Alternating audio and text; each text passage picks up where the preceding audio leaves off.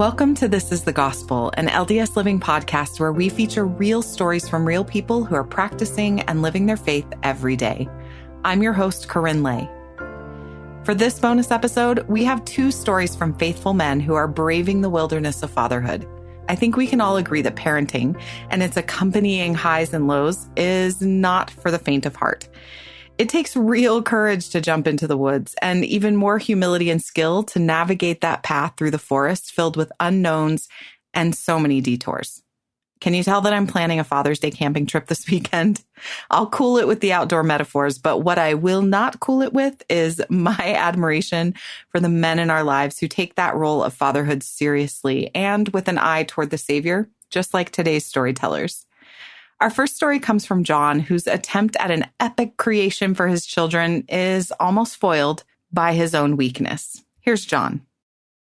A lot of dads are really good at fixing things, but I've got to be honest, I'm not very handy. I cannot fix things. It's almost literally impossible. If there's a screw, I can screw something in. But if there's multiple levels or if there's an instruction manual especially, I'm just not very good at following those instructions. It just doesn't make sense to me. Like a few years ago, one of our toilets stopped working. So I tried a few different things. I used the plunger. That didn't work. I grabbed a snake. This is the tool, by the way, not the animal. That didn't work. And so I gave up. I was like, well, I guess we'll never be able to use this toilet again.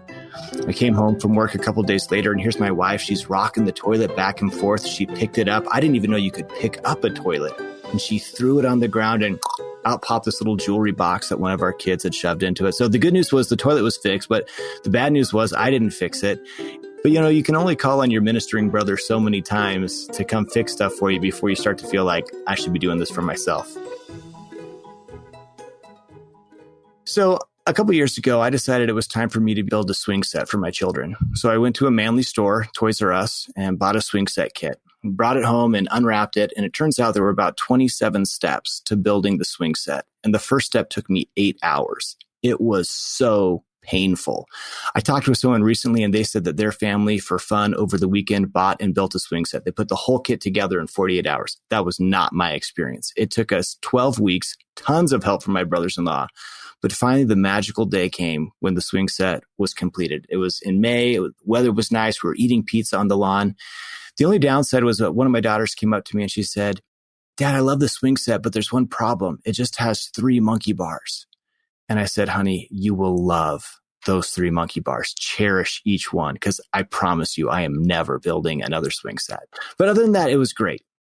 So right now, I'm a religion professor at BYU. But at the time when I was building the swing set, I was a full-time seminary teacher, which meant every day I would teach high school students lessons from the Bible or the Book of Mormon. And so the day before finishing the swing set on a Friday, we had this class focused on comparison and not comparing yourself to others. One of the things that I got really excited about, a little scripture connection I hadn't noticed before, was that Moroni was talking with the Lord, and Moroni was really worried that people would make fun of the Book of Mormon and not like it. And he says, "Look, I'm not as good of a writer as the brother of Jared was." And I'd never noticed that Moroni was comparing himself to the brother of Jared. And that was the context in which the Lord said to Moroni, "My grace is sufficient. I can make weak things become strong unto you." And I was surprised to see that even amazing heroes from the scriptures like Moroni compared themselves. And so then I gave the students a challenge over the weekend. See if you compare yourself to people like Moroni did and how that makes you feel. So that was Friday, finished the swing set on Saturday. On Monday, I was back at seminary teaching, and I handed them a little 3x5 card. And I said, write down your experience of what happened over the weekend with comparison. Collected all the 3x5 cards. That night, my family and I, we were driving over to our brother-in-law's house for a little get-together. And as we're driving, my wife and I are reading these 3x5 cards, and I could not believe how many of my students were struggling with comparison. Everyone seemed to say something like, "I always compare myself to others, and it makes me feel so terrible." I felt sad. I thought, oh, I love my students. They're high school students. They're 15, 16, 17. I thought, oh, how tender that they're going through this tough time of adolescence and they're just struggling with comparison. I felt so bad. And I still remember I got out of the car and I thought to myself, these people have a real problem with comparison. So we parked the car on the street, and as we're walking into the backyard, I noticed, I think for the first time, that my brother-in-law had a swing set. I don't remember ever seeing a swing set in his backyard before. I looked at it and it was obviously bigger than my swing set. And just happened to notice the monkey bars. And I counted 1, 2, 3, 4, 5 monkey bars on that swing set. And I thought, my swing set is garbage. I think I was particularly sensitive to it because I wanted to build this awesome swing set for my kids. I never fix anything. I never build anything. And although everyone had a lot of fun on Saturday playing with the swing set, the one complaint that I'd received was that there were only 3 monkey bars. So kind of even imagining maybe my kids were looking at his swing set being like, oh, now this is a real swing set. Just a couple moments ago, I'd been like, oh, those teenagers have a problem with comparison. I feel so bad for them. But then I realized I have a problem with comparison. This swing set that I had cherished, it was my prime creation 2 days ago. Now I hate it. And the only difference was the comparison, comparing my swing set to somebody else's. I started to notice lots of different ways in my life where I compared myself to other people. It wasn't just the fact that I couldn't fix things. Here's another real example that probably sounds silly. It does sound silly as I look back on it, but at the moment it was so raw. I was speaking at a girls' camp with Brad Wilcox. Many of you have probably heard of Brad Wilcox. He's this incredible youth speaker. And he was going to speak second. So I was speaking first, getting my stuff set up, and this little 12-year-old girl came up towards me with her camera. And I thought, oh, that's so precious. She probably wants her picture taken with me.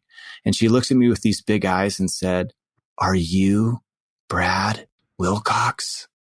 And I said, "Oh, no, that's the next speaker." And she just said, "Oh," turned around and walked away. And I felt so small. I'm like, I am not Brad Wilcox.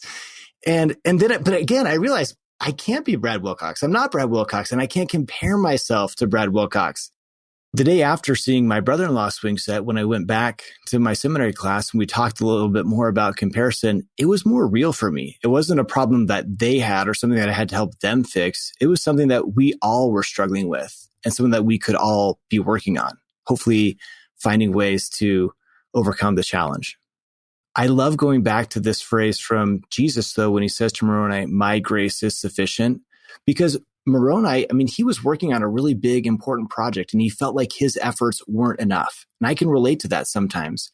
And who knows, maybe Moroni, maybe he really wasn't as great of a writer as the brother of Jared. And maybe I'm not as good as that other person. But the Lord has put me in this place right now. Maybe I'm not the best father in the world, but I am the father of my children. And I don't need to compare myself to other fathers out there. For me, this idea of comparison is obviously an issue that I'm continuing to struggle with. I'm struggling with as recently as today. Knowing that I was going to record this story, I've been listening over and over again to some of the This is the Gospel podcast stories, which I've heard before and I've loved, but I was listening to them with a different ear today, thinking about the story that I was going to be sharing. And I literally thought this morning, my story stinks compared to these other stories. These other stories are so inspirational, so powerful, I have nothing to share. And what's ironic is I did not even think until about 3 hours later, oh, I just compared myself again. The more I understand grace, it helps me in my fatherhood because I realize I don't have to do it all. I want to be a super dad. I want to be the dad that fixes the toilet, that builds the amazing swing set, that does all these super cool things. But I fall short a lot.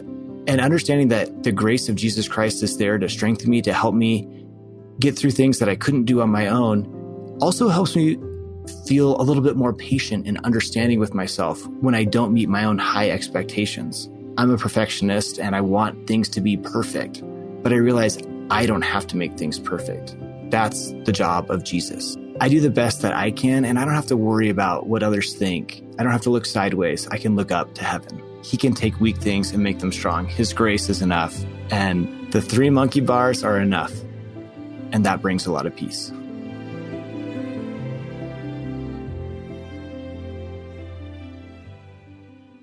That was professor and author John Hilton.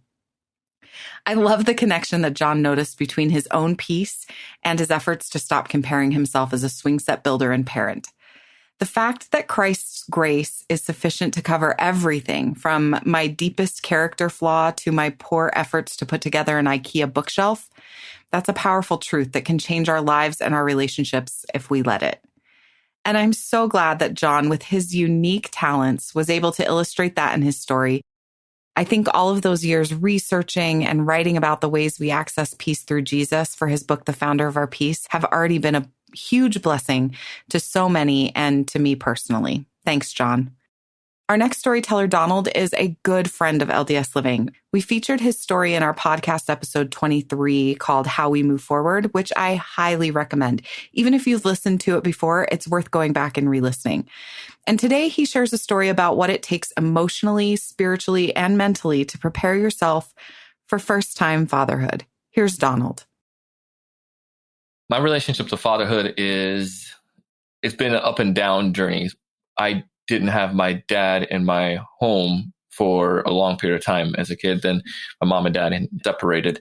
And then as I got older, my mom remarried when we came to the United States. And that was Jake. And Jake didn't have like a long tenure in my life. And then my sister's dad came in a picture several years later. So I had different individuals that were there, but over a long span of that time period, my mom was a single mom, and to not have that steady father figure, it was an absence that was notable. Luckily, I was able to have the guidance from other people outside that helped me to realize what it is to be a father. And then that's where the church came in, the village, so to speak, to help me to see that. And now becoming a dad, it wasn't easy because of the challenges and complexities I didn't know about. When I first met my wife, the thing I loved the most about her was that she was the opposite of me. She was quiet and reserved, and I was the outgoing, talkative type. And I felt there's something was mysterious for that, and she's cute. And so it was that pulled me in. When we were dating and the desire to eventually get married and courting and talked about the idea of family, we both knew that's something that we wanted. We both knew we wanted to have kids. It was a different spectrum, though. My idea was not coming from a family of three of us. I was thinking, it would be cool to have a big family because, again, those families, the friends that I've had in the church, their family were big, and you saw how much fun they had as a bunch of kids. I'm like, yeah, it'd be cool to make a soccer team, right? Cool to have a bunch of kids you could play with, at least a basketball team. Christina's idea was, well, maybe one, and if there's an opportunity for a twin, for two, then that would be great. So you find yourself coming to some quick compromise. But we knew we wanted kids. The number was, I'm a salesperson, so I figured you take what you get, and then you just keep upselling it. It was 2015. We had got married in September 2013. When I was called to be a bishop, I remember a couple people saying, don't you have to have a family to be a bishop? Don't you have to have kids to be a bishop? I remember people making that joke, but obviously there's a little bit of jab to that. And obviously there's nowhere in the handbook where it says anything like that. We were definitely laggers according to societal norms in the ecosystem of the church, because Christina and I got married when we were 27. So that's, I had friends seemed like they had grandkids by then. We knew we were going to have kids, and we knew we wanted to have kids, but we both felt that we were on the same plane with God spiritually. Like, we prayed about it and we fasted, we talked to our bishop and so forth. And, before then, they're like, just whenever take your time on that. And that gave us comfort to know, yeah, you just go into when you feel right for you. So not that we were postponing a family for any other reason, to just go travel or to get a nice little dog or anything like that. It was scary, and we were worried, and it didn't feel right. I think the biggest thing about becoming a father that made me the most nervous was, do I have the right stuff to take care of a tiny human? What do I not know that I don't know?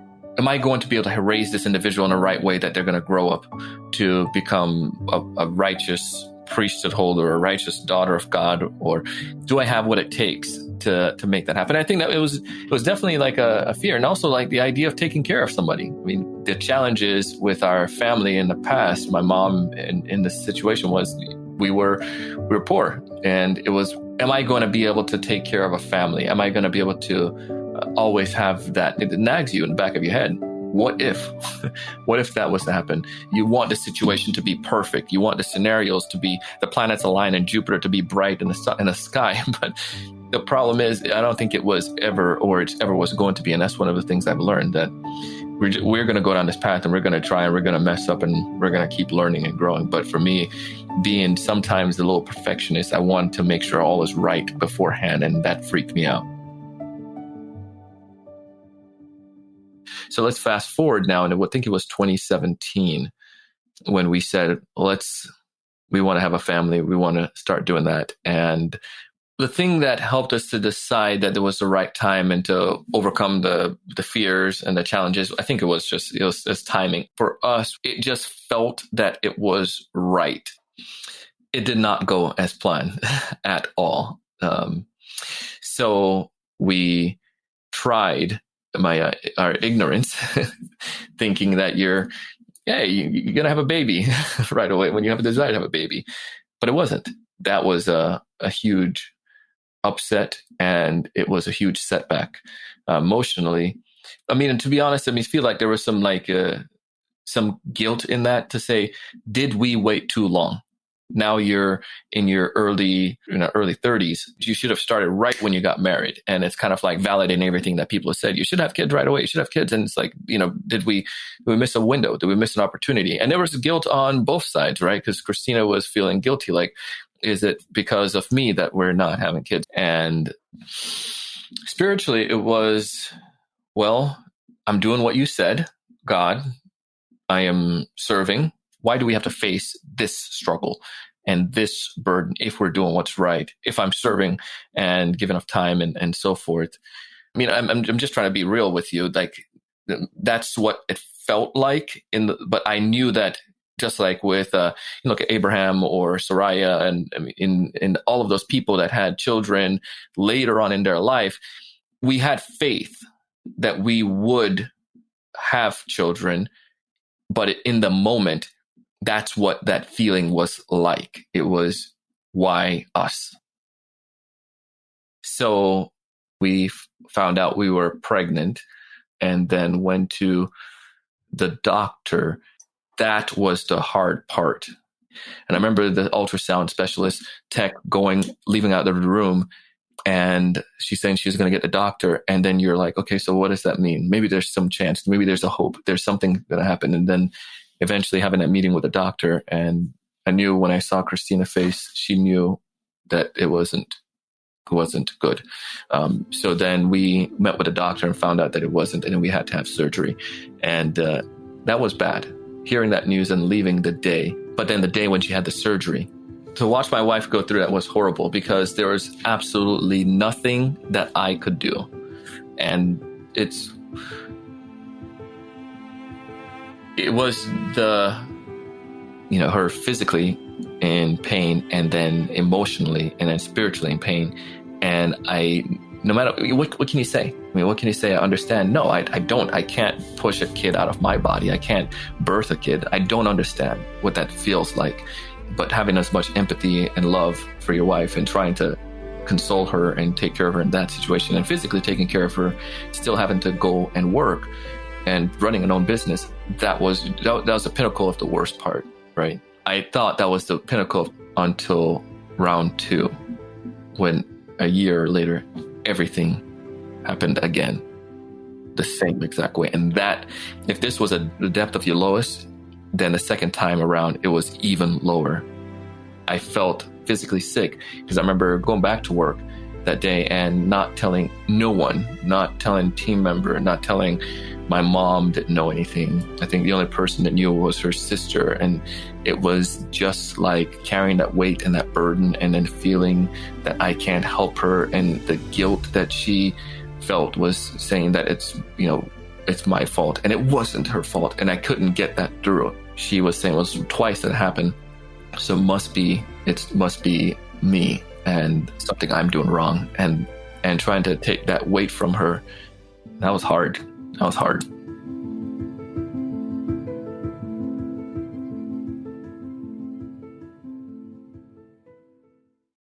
We kept it to ourselves and to our immediate family, and it was a lot. I didn't want to validate. I mean, just speaking again, I didn't want to validate anybody's to say, yeah, you should have had kids a lot sooner.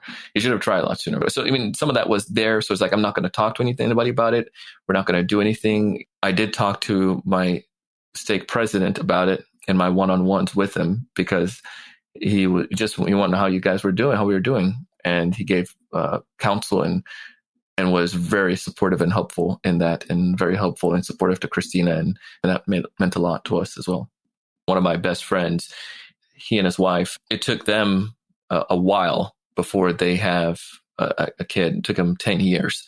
And that came to the point where they said, you know what, God, you just take the wheel, really. It's like, if there's a way that we can foster, and we're going to foster. And they started preparing their home for fostering. And it was crazy.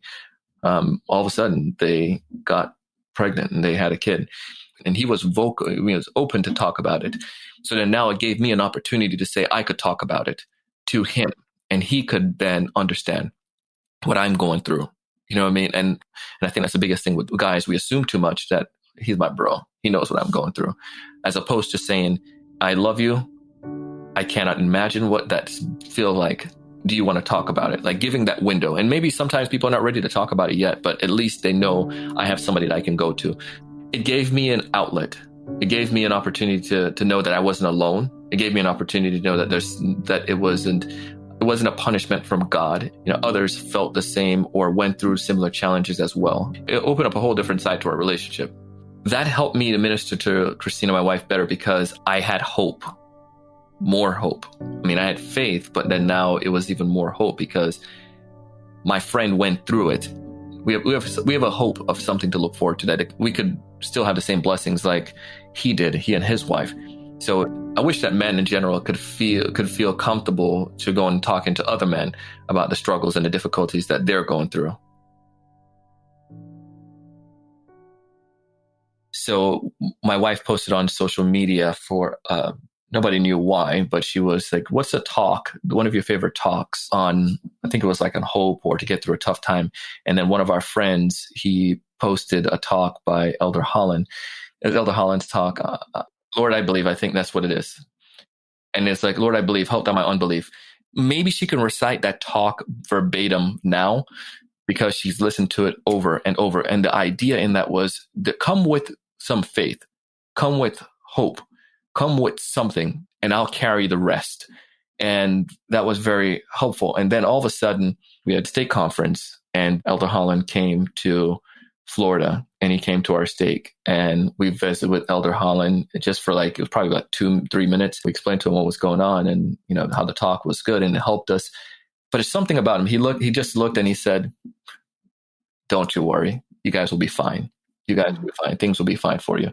So getting that from an apostle was like, that's kind of cool. At least it gave comfort, right? And we had hope.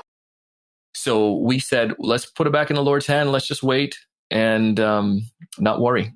And then life went on in 2018 and Christina wasn't feeling good, or the end of the year, she said, oh, maybe I need to do a pregnancy test. And we're like, no, that's not the situation. And then she's like, I think I should.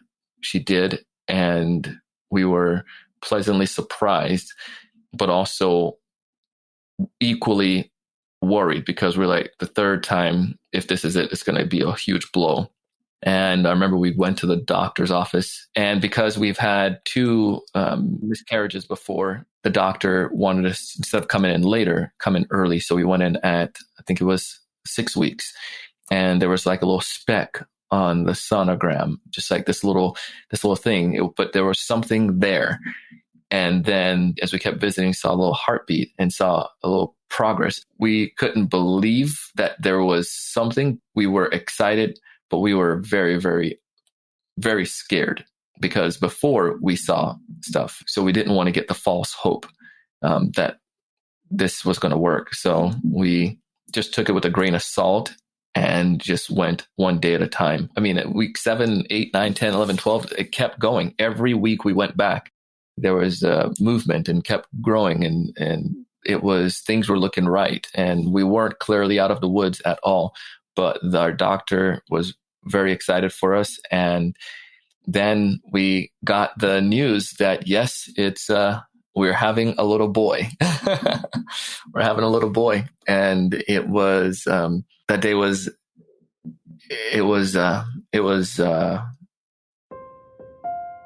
I can't think of a word to describe it. It was happiness. It was peace. That no matter what difficulty, no matter what dark moments you go through, no matter what timing you have, trust in God. And as Shadrach, Meshach, and Abednego, but if not, we still got to have hope. Oh, the day Caleb was born, I was the stereotypical dad because Christina was like cleaning the house and stuff. It was the craziest thing. And I was falling asleep. And then she screamed. It was like, hey, I think my water broke. I'm like, what? And I remember, I wish we videotaped it, but I was running around trying to, it's like, what? She tells the story better. So maybe you can get her side one day. I was running around saying, okay, let's go. Let's get this. Let's get the car seat. Let's get the bags. We went to the hospital, and the next day, August 1st, he was born. When I first saw him, I could not believe that was our child. After that whole journey, after that whole time, after the miscarriages, after the surgeries, after the emotions, after giving up, after having hope, after feeling false hope, after all of that now we were trusted at this time to be a dad and to be a mom. It was awe-inspiring. It made me feel that God is mindful of us. It made me want to be the person that he desired me to be, and full circle now to become the father that I didn't have to this child, to help him become the individual that Heavenly Father wants him to be. For guys going through the same thing in the thick of this, we cannot deviate or forget that the Lord is there, and be open, be willing to talk to somebody else about that. It does us no good to hold it back. It liberates us when we're able to release it, and we can get ministered to. In the scriptures, it teaches us that we are here to minister and to help one another with their burdens. But it's kind of hard to help somebody with their burdens if we don't know they have that burden. And I feel that if you feel that way, you're more than willing to reach out to me. I'm more than willing to talk to you, because I had a buddy and a friend that was there for me during that moment. There is hope. There is light at the end of the tunnel. There's a Father in heaven who is mindful of you and your wife's situation. And he's here and there to help you.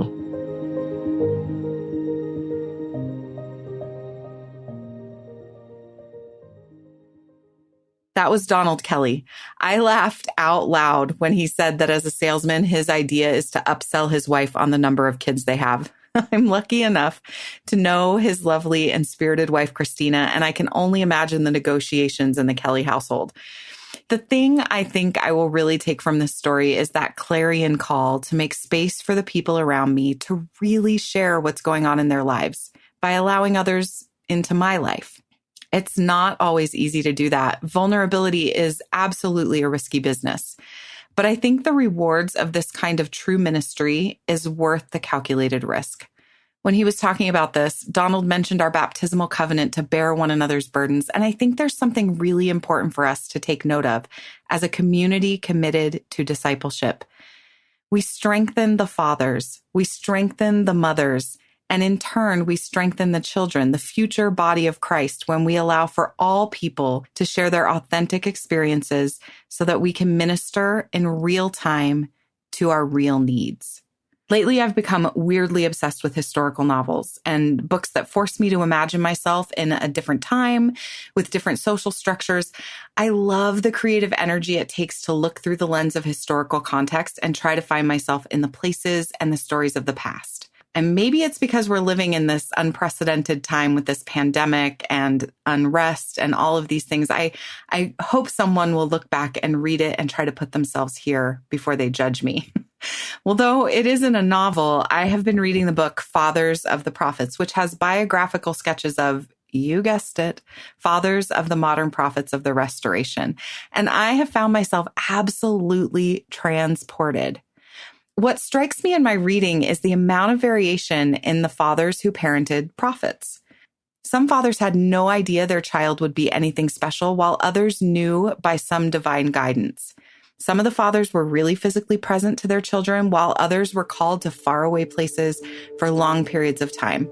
Some were devoted servants of God, while others found little use in organized religion. But in all cases, these fathers and their gifts of imperfection were necessary building blocks to the unique talents and strengths that their children would use in their call to the ministry. Most of us will not raise a capital P prophet or a Relief Society general president. In fact, some days we might even have a hard time seeing that 13-year-old who just broke his arm flinging spaghetti at his brother, or that 10-year-old who just refused to comb her hair for the 6th straight day in quarantine as heirs to the throne of much of anything. But I think the lesson from our stories today and the stories of these fathers from the past are the same. God needs us to show up as ourselves in our parenting because these kids, they're the future of everything. He needs us to open up to a friend who's been there before so that we'll have enough hope to keep trying to become a father. He needs us to admit that we can't fix the toilet and then trust him to tutor us on what we can actually fix. He needs us to show up in our pain and our triumph and our weakness and our power so that our children will get exactly what they need from us as he fills in the gaps of everything else with his grace. And more importantly, he needs us to show up in our less than perfect state so that we can model for them where to go for peace and wholeness when their own imperfections will inevitably bring doubt and discouragement into their lives. We may not all be raising a child who will hold a high calling in church structure, but we are all raising children, all of us, whether we're biological parents or not. We are all raising children who will be disciples of the high priest of good things to come. So let's go back to the beginning.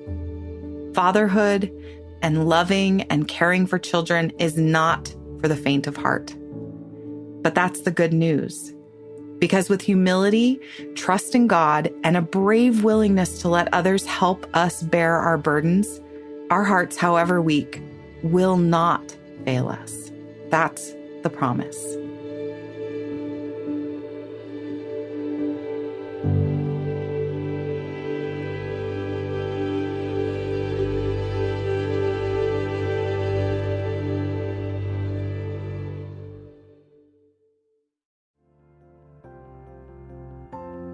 That's it for this bonus episode of This is the Gospel. Thank you to John Hilton and Donald Kelly for sharing their stories and burdens with us today, and for helping us all to see that 3 monkey bars is enough.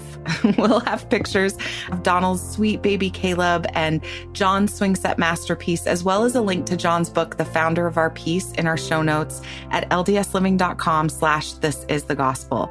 I'll also add a link to the book Fathers of the Prophets there, which honestly, if you're looking for a last-minute Father's Day gift, this one's so good. Every father will be able to see himself somewhere in the pages of that book. If you aren't already following us on Facebook or Instagram, you really should. We'll have more information about our storytellers there, including follow-ups with some of the stories you've connected to most on the podcast. So go there, find us at thisisthegospel_podcast on both Instagram and Facebook. Also, we're currently gathering stories for season 3. So if you have a story to share about living the gospel, please call our pitch line and leave us a pitch. We often find many of our stories from that pitch line, and we love to hear how the gospel has blessed your life. Call 515-519-6179 and pitch your story in 3 minutes or less. We also have old bonus episodes that give you some top tips on how to pitch your story in a really compelling way. So go and listen to those on iTunes if you haven't already. This episode was produced by me, KaRyn Lay, with additional story editing by Erica Free. It was mixed and mastered by Mix at 6 Studios, and our executive producer is Aaron Hallstrom. You can find past episodes of this podcast and all the other LDS Living podcasts at ldsliving.com/podcasts. It's that easy. See you soon.